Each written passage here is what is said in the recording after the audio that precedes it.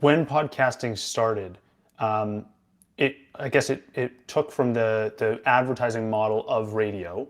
What was that transition like from going from an advertising model to then trying to enable value for value? Because this is something that you've talked about at length. I thought seriously after I'd met Steve Jobs and he had announced podcasting in iTunes, and I talked to him about the business model of selling ads, and he agreed. He said, "Yeah, that sounds kind of like the right way to do it." And now if Steve Jobs agrees with you, you're going to go off and do that immediately. I really thought that we could change advertising, that we could have advertisers understand that really being a part of the relationship that the podcaster has with the audience is where you want to be, and not just breaking into that relationship and yelling your message and drilling in a phone number or a URL or something for a product. And I failed big time because advertising does not change. This particular type of ads, it's still what advertising believes, but it's quickly changing. And of course, Facebook took a whole lot of the local advertising, which hurt radio, hurt newspapers. I mean, we go back to Craigslist. Newspapers started to die when they lost all the classifieds to Craigslist and Backpage and all that shit.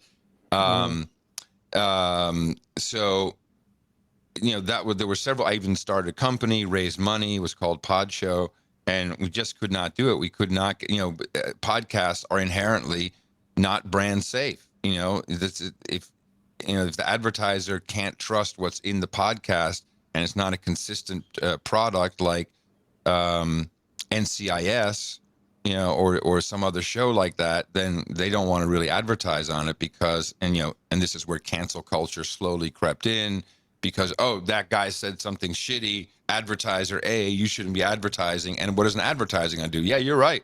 Screw it. I don't want to be associated. You're not even going to investigate. You don't even want to question that. You don't want your brand tarnished. So that became a real problem. And when John C. Dvorak and I started doing No Agenda, now we're coming up on 15 years in October, we knew that we didn't want to have any advertising. We didn't even think we wanted any money at all. We just wanted to talk and do a short show, 20 minutes. And now, we're at 3.5 hours easily twice a week. But in the interim, we said, the stuff we're doing is actually a lot of work. So you guys got to pay us. And if you don't pay us enough for us to make it work for us, then we can't do it. And we started off the first few episodes with donate $5 a month or whatever. We set a limit on it. And we quickly saw that that's not going to help us pay for anything. That was not really working. And then we said, you know what? Why don't you just pay us whatever you think it's worth? And I had a simple pitch.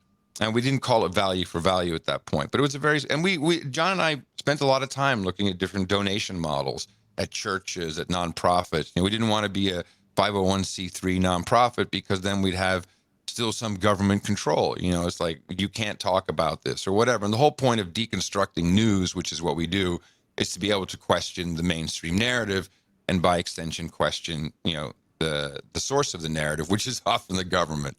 So no, we don't want that. But we don't want to have to promise people a life in heaven or hell if you don't donate like a church. So we said, this is really such an interesting product. What is a media property worth?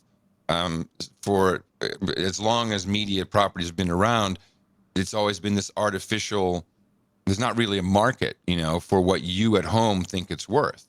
You're sold, your information is sold, your demographic, statistics, other things you watch, what you buy in your credit card. And it's just shoved in your face with an ad, which of course was always static and broad and not personalized at all, which was the next promise that I think kind of failed.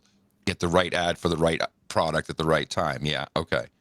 All I see is when I buy something, I get an ad for the same thing. That algo is still, and by the way, that works for some reason. So it's so stupid that they keep it in because something works about it. But that's beyond the point. We said, why don't you just, whatever it's worth to you? You may think we're full of shit and it's no good and this was in the no value to you. Give us nothing. Right. If you think it was worth $5, give us $5. You think, how about this? You listen to us for an hour and a half. You could have gone to the movies. You could have taken a date. You have a drink and some popcorn, $50. Was this worth the same in your hour and a half? Was it as enjoyable? You might not have gotten laid with us, but maybe you had some other, maybe it was better than the movie. I don't know. And within a week, we got a lot of people sending us $5. We got a very surprising amount sending us $50. And there were several $500 donations. Wow. And we never looked back from there. We're like, oh, okay. And when you think about it logically, if you have $10 million in the bank and you really enjoyed something because it was informative or you laughed, $500 is different for you. That's your value. I can't determine how much a song or a book or whatever is really worth to you. We're artificially pushed into that that pricing structure. And of course, that's gotten really weird throughout the years with, Apple and Google taking 30% off the top of anything you put in their app stores. And and predetermining that, Steve Jobs kind of ruined the music business by doing two things. One, unbundling the album so you could buy individual tracks, which ruined this beautiful product that was an album. Of course, we already lost liner notes and beautiful artwork kind of in the CD era. But then it was also 99 cents. That was the price of any song, 99 cents, 99 cents. Well, but if I listen to my favorite love song, I Want to Hold Your Hand by the Beatles, it's simple. It's a great love song. I pay $99 for it every single time, but they forced me through 99 cents. Now the default, and so we started to call this value for value, meaning we gave you something of value, which may be worth nothing to you. Please send nothing back. If it was valuable to you, just put a number down, whatever it is, send it back to us and put a note in it. And so we started seeing people show up with really interesting numerology. They send us, 420, $4.20, $69.69, all these weird things. How were people sending money on day one? I'm sorry? How were people sending you money on day one? PayPal. Right. We've accepted PayPal, checks, Zelle, bank transfer, money orders, cash, gold coins. We've always said, if we can accept it, we'll accept it. Bring it on. And so we said, this is not and this is, I think, key for podcasting. We said, value for value doesn't just have to be money. It can be one of three things: your time, your talent, or your treasure. Now, we need the treasure, and a lot of people will find that the easiest to support us and to express the value they receive. But we also need a web server, and we need a website, and we need a chat room, and if you want to do that, we'll give you the same credits. We will thank you publicly. You will be a hero to us, and all of you will be, from this day forward, producers. You're not listeners, you're producers. And even if you support us with your treasure, there will be a topic one day that is the thing you know everything about. You know everything about this topic because it's what you do.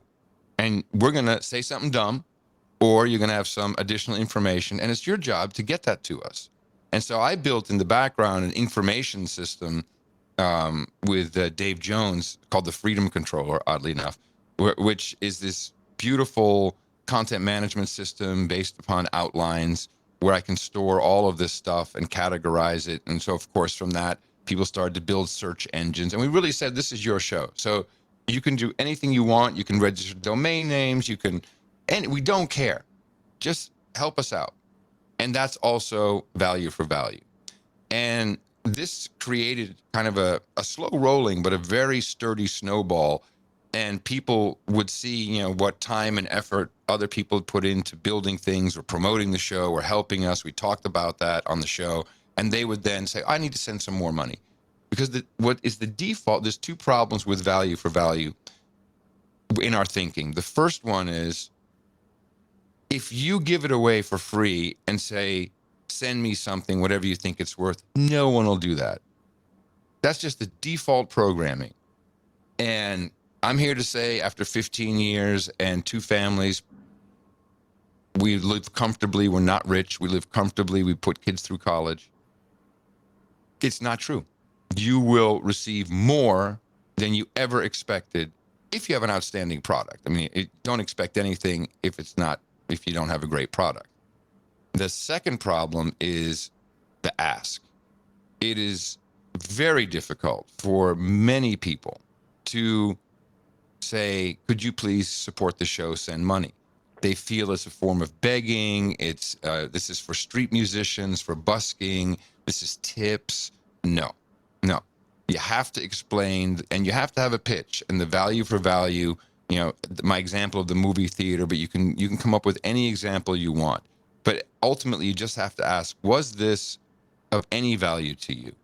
And if so, please put that into a number and send it back to me. And people do it. So this is just plain and simple experience. People do it. And once you try it, everyone has the same reaction. Holy crap, I never expected this. I never expected people to be so generous, to be so supportive. Those are the two things that that you have to kind of train yourself in for value.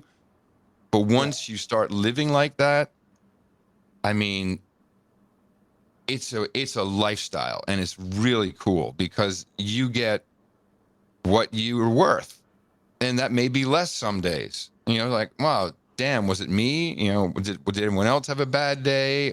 And you've got to communicate with people, and you got to talk to them, make sure you're doing. I mean, it really keeps you honest. It keeps you on your toes. And every single show, it's like, how'd we do? Okay, I don't care how many people listen. I don't care at all. I want people who give me value back. I want the emails. I want the great ideas. And of course, we also want the financing. So as long as we can satisfy literally our rent and our bills, we're happy. Yeah. And you live a really fucking happy life that way. It's insanely cool. And I'm not at the whim of anybody. And the longer you do it, the bigger your base comes over time, the less wild the swings are. But also, that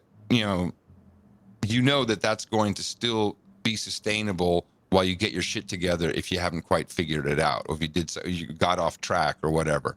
It's a whole different way of working and a way of living.